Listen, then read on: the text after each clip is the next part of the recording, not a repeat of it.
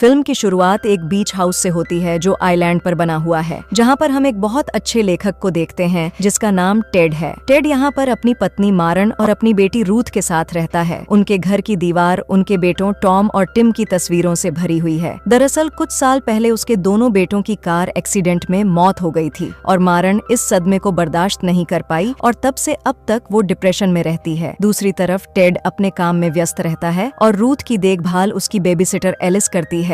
Ruth को भी अपने भाइयों की एक्सीडेंट के बारे में पता चल जाता है और रूथ हमेशा अपने मृत भाइयों की तस्वीरों को देखती रहती है। एक दिन टेड अपने लिए एक असिस्टेंट रखता है ताकि वो असिस्टेंट उसके छोटे मोटे काम कर सके और साथ ही वो उसके लिए ड्राइवर का काम भी कर सके, क्योंकि टेड का ड्राइविंग लाइसेंस 3 महीने पहले कैंसिल हो गया था। उसका नाम एडी है।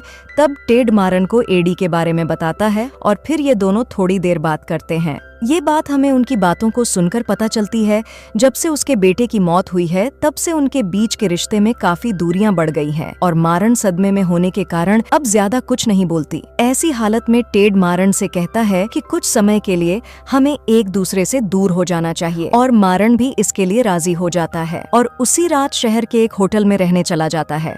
रूथ एक सपना देखकर डर जाती है और रूथ टेड के पास जाती है और उसे अपने सपने के बारे में बताती है। तब टेड उसे एक कहानी सुनाता है और उसे सुला देता है और फिर टेड रूथ के सपने के बारे में एक किताब लिखना शुरू कर देता है। अगली सुबह मेरी एडी को लेने जाती है क्योंकि आज एडी अपनी सहायक की नौकरी शुरू करने वाला था। तभी एडी आता है और देखता है कि टेड की जगह उसकी स्टेप मॉम उसे लेने आई है। तब एडी जब मेरी को देखता है तो उसे वह बहुत सुंदर लगती है और वह उसकी ओर बहुत आकर्षित भी होता है। मेरी एडी को टेड के घर छोड़ देती है और फिर होटल चली जाती है। तब टेड एडी से मिलता है और टेड उसे अपना काम बताता है, कहता है कि उसे अब से इसी घर में रहना होगा। एडी टेड की बहुत प्रशंसा करता है और एडी टेड की तरह एक सफल लेखक बनना चाहता है, इसलिए एडी यहाँ आकर बहुत खुश होता है और टेड उसे पूरा घर दिखाता है। ऐसा करते समय वह उसे अपने बारे में भी बताता है। उसकी बिगड़ती शादीशुदा जिंदगी की वजह से मेरी और वह एक दूसरे से अलग रह रहे हैं। फिर हमें यह भी पता चलता है कि मेरी एक दिन के लिए टेड के घर पर रहती है ताकि रूथ को दोनों माता पिता का प्यार मिल सके। इसके बाद एडी रूथ की बेबीसिटर एलिस से भी मिलता है। वह बहुत अच्छी लड़की थी। टेड किताबें लिखने के अलावा वह पेंटिंग भी बनाता है। वह हमेशा लड़कियों की पेंटिंग्स बनाता है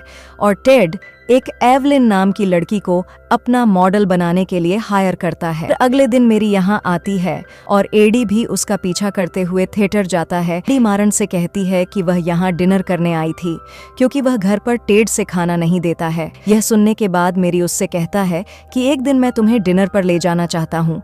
उसी रात जब एडी घर वापस आता है तो वह मेरी की फोटो देखकर अपने पप्पू को सहलाने लगता है, लेकिन तभी वहाँ टेड और रूथ भी आ जाते हैं और अगले दिन जब मेरी यहाँ आती है तो एडी बाल बाल बच जाता है। एडी उसका पीछा करते हुए एक बीच पर जाता है और फिर एडी चुप हो जाता है और मेरी को बिकिनी में देखता है। इसके बाद वह घर आता है और मेरी के अंडर गारमेंट्स देखता है और फिर वह खुद को आनंद देने लगता है, लेकिन तभी मेरी घर आता है और मेरी एडी को ऐसा करते हुए देख लेती है। एडी को इस तरह पकड़े जाने पर बहुत शर्मा रही थी, लेकिन मेरी उससे कहती है कि वह उससे नाराज नहीं है और उसकी उम्र में सभी ऐसा करते हैं। तब एडी मेरी से कहता है कि जिस दिन से उसने मेरी को देखा है तब से वह उसकी यह बात सुनकर उसके बारे में सोचती है। मेरी कुछ नहीं कहती और चुप रहती है। अगले दिन जब एडी टेड को एवलिन के घर छोड़ता है तो एडी देखता है कि मेरी खुद उसके लिए अपना अंडरवियर वहाँ छोड़ गई है। फिर उस शाम मेरी एडी के साथ डिनर पर जाती है और वे बहुत बातें करते हैं। मेरी एडी से पूछती हैं, इसीलिए तुम एलिस को डेट पर नहीं ले जाते? जिस पर एडी कहता है कि एलिस अब उसमें रुचि नहीं रखती है। काफी देर तक ऐसे ही बात करने के बाद दोनों घर आ जाते हैं। अगले दिन मेरी एडी के कमरे में आती है, तस्वीरों के पीछे की कहानी बताती है। अब यह बताते हुए मेरी एडी को बहकाती है और फिर एडी मेरी की जोर जोर से डुग्गी पीटता है और पानी निकाल देता है। अगले दिन टेड एडी के साथ एक जगह जाता है जहां टेड अपनी किताब 10 लोगों को पढ़ाता है। अब टेड को भी इस संबंध के बारे में पता चल जाता है और फिर टेड अगले दिन कार में एडी से इस बारे में बात करता है। टेड उससे कहता है कि यही तो मैं चाहता हूँ, जब मेरी और मैं तलाक हो जाए तो तुम मेरी तरफ से मेरी के खिलाफ गवाही दो और अपने प्रस्ताव के बारे में बताओ ताकि मुझे रूथ की कस्टडी मिल सके। है मेरी के साथ अंतरंगता देख रूथ रोने लगती है और फिर मेरी उसे शांत करती है। अब ये सब सुनने के बाद एडी मेरी से पूछता है, इसीलिए वो अभी भी टेड के साथ है, जिस पर मेरी बताती है कि टेड बहुत अच्छा पिता है और वो रूथ का अच्छे से ख्याल भी रखता है।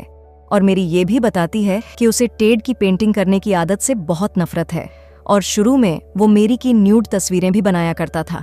अब कुछ दिन ऐसे ही बीत जाते हैं और एक रात एडी मेरी से पूछता है कि उसके बच्चों का एक्सीडेंट कैसे हुआ।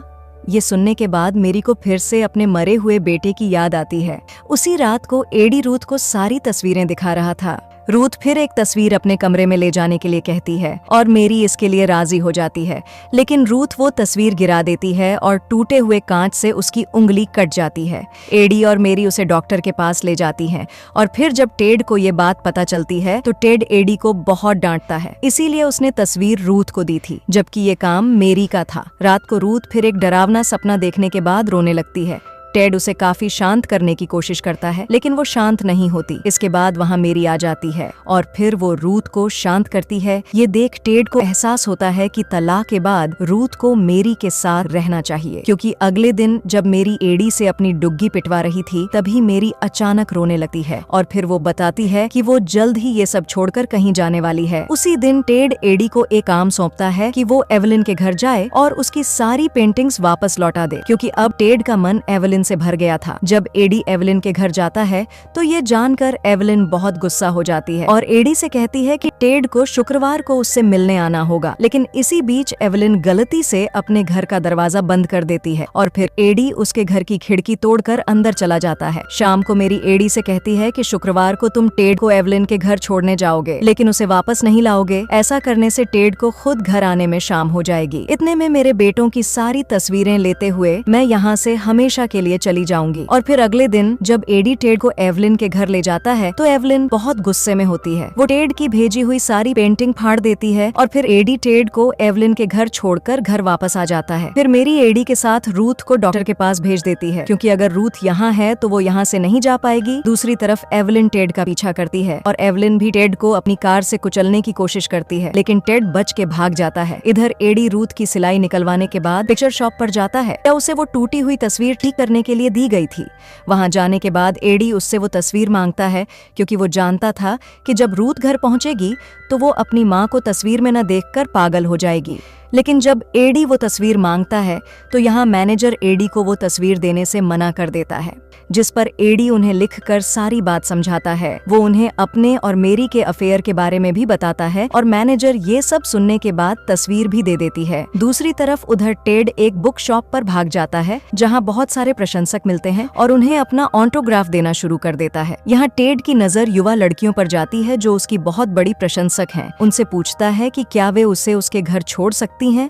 दोनों लड़कियां उसे पहले अपने घर ले जाती हैं, जहां टेड अपने कपड़े बदलता है। इसके बाद टेड लड़कियों और उनकी माँ से कहता है कि वह उसे चित्रित करना चाहता है और इसके लिए वे सभी खुशी से सहमत होते हैं। इसके बाद टेड लड़कियों की मदद से वह जल्दी घर आ जाता है और जल्दी घर आकर वह मेरी को जाते हुए देखता है। फिर टेड उसकी ओर मुड़ता है, लेकिन उससे कुछ भी नहीं बोलता है और मेरी यहाँ से हमेशा के लिए न्यूयॉर्क चली जाता है। कुछ समय बाद एडी रूथ के साथ यहाँ आता है और फिर उसे थप्पड़ मारता है। तभी एडी टेड के नाक पर मुक्का मारता है, क्योंकि मेरी ने उसे ऐसा करने के लिए कहा था। एडी टेड को बताता है कि मेरी अब हमेशा के लिए कहीं चले गए। इसके साथ ही मेरी के बेटों की सारी तस्वीरें भी ले ली गई हैं और अब टेड के पास अपने बेटों की कोई तस्वीर नहीं बची है। जब टेड को ये सब पता चलता है तो वो एडी को नौकरी से निकाल देता है और कल ही उसे यहाँ से जाने को कहता है। मेरी के जाने के बाद रूथ को संभालना बहुत मुश्किल हो गया था, इसलिए उसकी बेबी सिटर एलिस ने भी नौकरी छोड़ दी। अब टेड इन सब से बहुत दुखी होता है और शाम को एडी को बताता है कि इस तरह उनके बच्चों का एक्सीडेंट हुआ। दरअसल उस रात ये लोग स्किन पर गए थे और मेरी और टेड और उसके दोनों बेटे शराब के नशे में थे।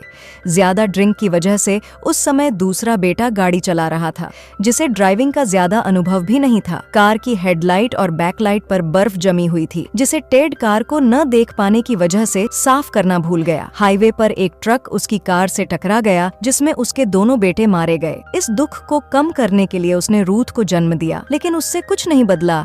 अब एडी को ये कहानी सुनकर बहुत बुरा लगता, लेकिन उसे ये समझ नहीं आता था कि एक माँ अपनी बेटी को कैसे छोड़ सकती है।